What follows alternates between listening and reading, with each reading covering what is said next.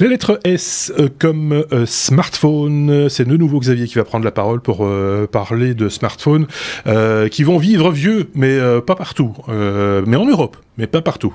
Xavier. Voilà, en fait, l'Union européenne essaye de lutter un peu contre l'obsolescence programmée.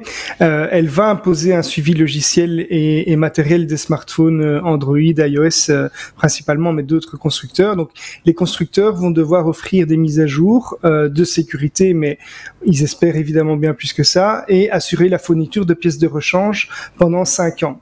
Et c'est 6 pour les tablettes. Mais l'Allemagne, elle, veut aller plus loin. Elle voudrait imposer 7 ans pour ces 2 points. Et ce qui n'est évidemment pas pour faire plaisir aux constructeurs qui le font savoir. Alors, ce qui fait débat, c'est que donc l'Union européenne voudrait notamment que le prix des pièces de rechange reste raisonnable et soit livrable dans un délai de 5 jours ouvrables pour éviter que ces pratiques qui seraient de prolonger les délais incitent les gens à remplacer leur équipement.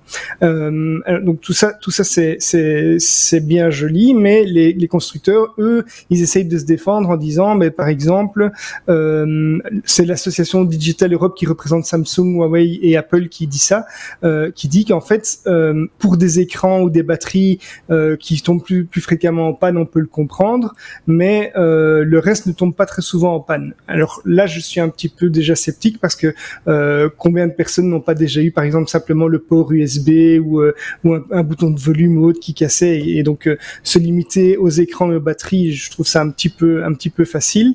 La Commission exige aussi, par exemple, en matière de durée de vie des batteries, que la durée de vie des batteries soit augmentée, parce que aujourd'hui, ils demandent que la capacité des batteries reste de 80% après 1000 cycles de recharge. On sait tous que les batteries ont un effet mémoire et donc l'autonomie diminue fortement. Et l'organisme qui défend Samsung, Huawei et Apple, eux, veulent faire passer ce seuil à 800 cycles. Alors, je pense, moi de mon côté, donc je trouve ça déjà très bien que l'Allemagne veuille imposer ça, mais en même temps, sur des produits qui sont hautement technologiques et qui restent aujourd'hui, on sait tous que la durée de vie moyenne d'un smartphone chez les gens, simplement parce qu'ils veulent changer, parce qu'il y a des nouveautés, c'est en moyenne de 2 ans, peut-être un petit peu plus. Donc 7 ans, c'est vraiment beaucoup, même si c'est très bien sur le fond. Il y a aussi un risque, je pense, que les constructeurs se limitent à des mises à jour vraiment minimes, c'est-à-dire que ils vont appliquer un petit patch de sécurité pour dire qu'ils ont fait quelque chose, pour qu'on puisse pas le reprocher, et puis si ça fait pas beaucoup plus de bruit, ils s'arrêteront à ça, quoi. Bon, c'est pas parce que le smartphone est capable de vivre 7 ans que pour autant tu dois le garder pendant 7 ans. Tu peux le revendre à une personne qui sera peut-être très content d'avoir un smartphone qui fut un flagship il y a 3 ans et qui va le payer beaucoup moins cher parce que tu vas lui vendre d'occasion et qui va encore le garder pendant 4 ans. Il a la certitude qu'il va continuer à fonctionner les 4 années qui restent. C'est un argument pour un marché de seconde main, clairement. Je sais pas ce qu'en pense Sébastien sur ce coup-là. Je trouve ça plutôt pas mal, moi. Moi, je trouve ça vraiment bien, et même si on se base sur les éléments de base, si on peut le dire, c'est bien parce qu'aujourd'hui, c'est pas possible sur tous les smartphones. Tu prends, ma compagne avait un Motorola, l'écran a été complètement explosé, parce que, voilà, je la salue si elle nous écoute, mais c'est vrai que les téléphones ont vraiment la vie dure. Pas moyen de trouver un écran de remplacement, alors que le reste du téléphone, il était encore assez récent, était nickel, et j'aurais bien passé la soirée à remplacer l'écran s'il fallait pour garder le truc. Donc déjà ça, c'est le truc le plus important pour le consommateur, hein. L'écran pété, la batterie pétée. Pour le reste, c'est assez rare. C'est vrai que le cas de charge éventuellement, mais t'as plein de téléphones qui se chargent en sans fil. C'est pas le plus important. Alors, la solution pourrait être ce téléphone dont on évoque l'existence régulièrement. On l'avait même comparé, on avait osé faire ça. On l'avait même comparé à l'iPhone, c'est le Fairphone.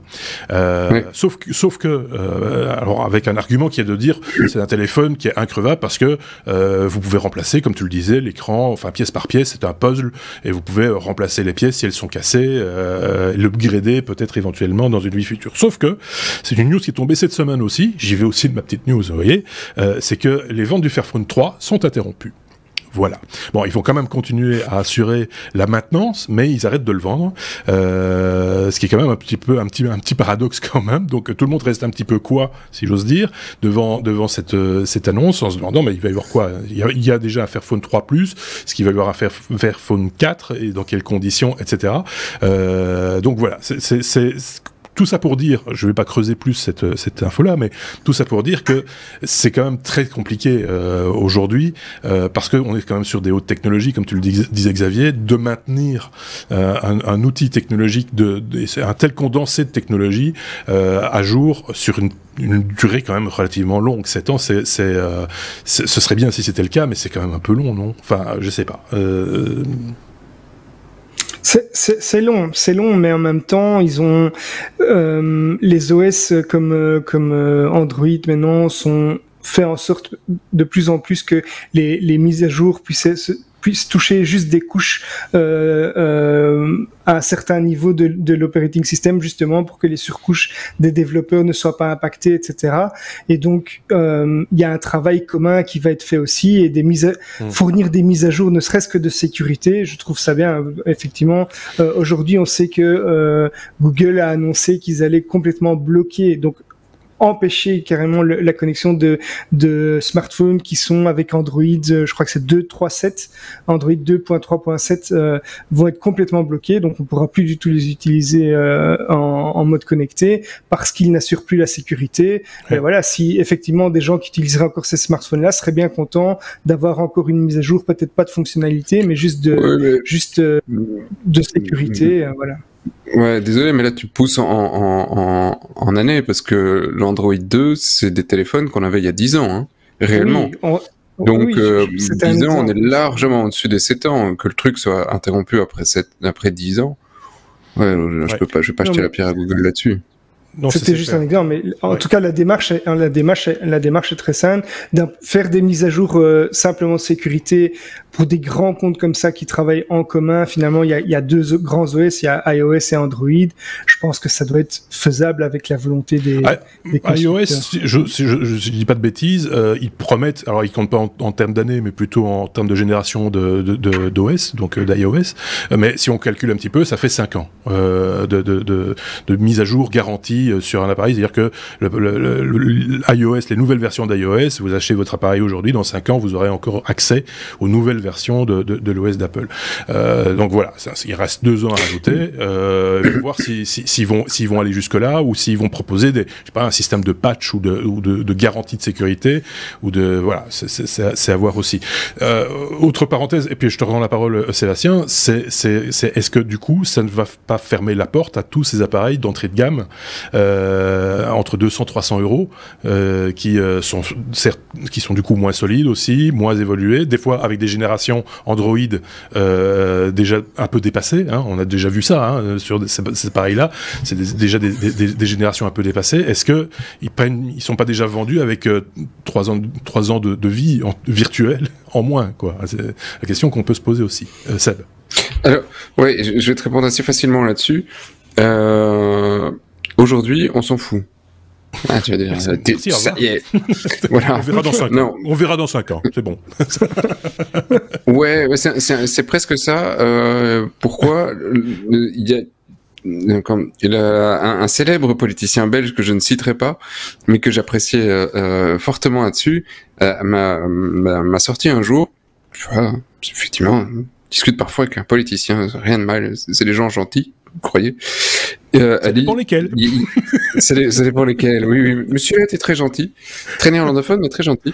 Que en fait, le pire, c'est de ne pas décider. Il vaut mieux une mauvaise décision ou une bonne décision, politiquement parlant, que de ne pas décider. Et aujourd'hui, effectivement, si t'as pas réellement de réglementation, les marchés font ce qu'ils veulent. Après, si tu dis tu dois tenir 7 ans, ou tu dis on s'en fout, tu tiens 3 mois si tu veux, mais que t'as quelque chose de clair sur le marché, maintenant on dit c'est 7 ans, probablement que c'est trop. Je suis d'accord avec toi, 7 ans c'est probablement difficile à tenir pour certains constructeurs et ça a probablement peu d'intérêt. Rien n'empêche d'amender la loi. Mais au moins, tu as une base pour discuter. Il y a un truc qui est sorti, et maintenant, on voudrait 7 ans. Et je pense que l'Allemagne, pour ça, est en général assez en avance d'un point de vue écologique, et à tort et à raison sur certains points. Hein. Ils essayent. Vu les déchets que cette industrie génère, ça vaut la peine de s'y intéresser. Oui, c'est ce que je disais, et surtout quand on pense, et je reviens là-dessus, et ce sera peut-être une conclusion, quand on vient sur le marché de la seconde main, et qui donc, du coup, va peut-être là déforcer c'est parce que tu n'en montres qu'une à l'écran. Oui, c'est parce que voilà. Là, ça va déforcer le marché de l'entrée de gamme quelque part, parce qu'il y aura plus de raison d'avoir des smartphones entre guillemets bon marché, puisqu'il y aura un mouvement de smartphones de bonne qualité, ayant déjà un peu vécu, mais à un tarif plus intéressant. Donc, mais les boîtes feront faillite et puis c'est tout. Et ils en ouvriront une autre. Et puis voilà. Et puis c'est tout, effectivement. Bon, mais en tout cas, mes amitiés à... Bah non, il est décédé, Wilfried. C'était Wilfried? Non? C'était pas Wilfried. Non, c'est pas Wilfried. Ah, c'était pas Wilfried. D'accord. Ok. C'était Jean-Luc? C'est pas Jean-Luc. Non, c'est pas Jean-Luc. Ça, c'est pas Jean-Luc. Allez. Merci.